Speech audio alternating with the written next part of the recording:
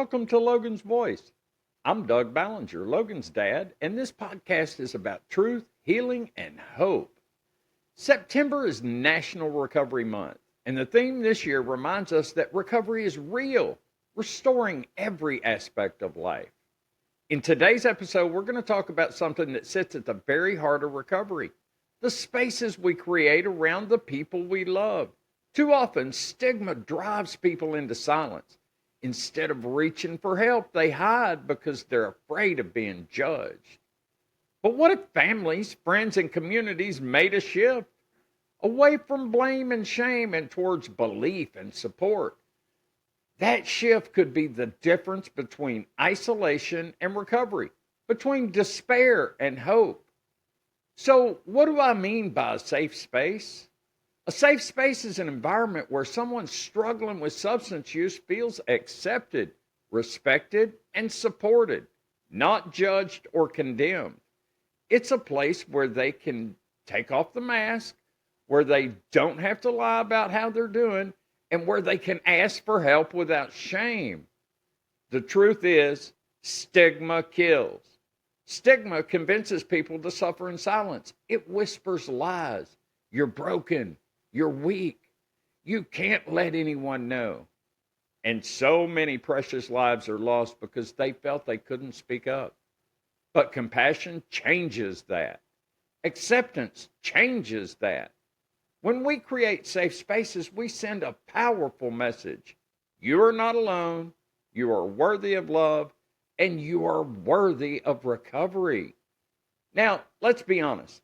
Families often struggle with this. When someone you love is battling addiction, fear and frustration can take over. It's not uncommon to hear things like, "Why can't you just stop?" Or, "Don't you see what you're doing to this family?" These words come from pain, but they land as blame, and blame is heavy. Blame tells someone already carrying shame that they are the problem instead of reminding them that they are more than their struggle. When families lead with blame, the walls go up, the conversation shut down, the relationship breaks under the weight of misunderstanding. And it's not because families don't love, it's because they don't yet understand that substance use disorder is a medical condition, not a moral failing. So, how do we shift from blame to belief? Belief starts with seeing the person, not just the problem. It's saying, "I believe you are more than this disease. I believe that you have the strength to heal. And I believe you can recover." That kind of belief gives oxygen to hope. And families can show belief in practical ways: by listening without judgment, by learning about substance use disorder as a disease, and by celebrating small victories like a week of sobriety or attending a meeting, and by changing language from failure to progress. When families choose belief, they become allies in recovery instead of obstacles.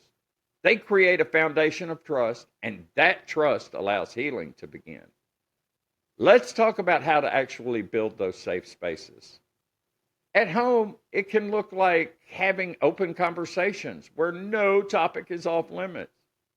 Replacing criticism with curiosity, saying, "Help me understand what you're going through," instead of "What's wrong with you?" Making mental health and substance use conversations normal, not taboo. Modeling compassion in the way we talk, the way we listen, and the way we respond. And beyond the home, safe spaces show up in community, in peer recovery meetings, in churches, in workplaces that prioritize mental wellness, and in support groups where families share without fear of judgment. I want to share a story that recently drives this home. On National Overdose Awareness Day, I attended a small awareness event in a rural town in Middle Tennessee. It wasn't flashy, it wasn't huge, but it was filled with something powerful: love, community, and absolutely no stigma. At this event, the environment was so safe and welcoming that someone struggling with substance use felt brave enough to ask for help. And here's the beautiful part: The recovery groups that were there as exhibitors didn't hesitate. They worked together, and within about 30 minutes, they had found this person placement and treatment. The very next morning, the event organizer got in his car, drove this person to the treatment center, and walked them through the door where they were welcomed with open arms. That's the power of love. That's the power of a community when stigma is stripped away. Safe spaces save lives. So today, I want you to take this with you. Healing happens in safe spaces. When families and communities move from blame to belief, recovery has room to grow. If you've been caught in a cycle of blame, know this: it's never too late to change your approach. Today can be the day you shift toward belief, compassion, and support. And let's not forget the story from that small town in Middle Tennessee. That one safe event, built on love instead of stigma, helped someone find hope and recovery in less than 24 hours. Imagine if every community did the same. If this episode speaks to you, please share it. Help me spread the word that recovery is possible and that stigma has no place in our homes or communities. Be sure to like and comment on this episode and follow Logan's Voice, a podcast on YouTube, to keep the conversation going. Until next time, I am Logan's voice. I am Logan's dad, and I will not be silent.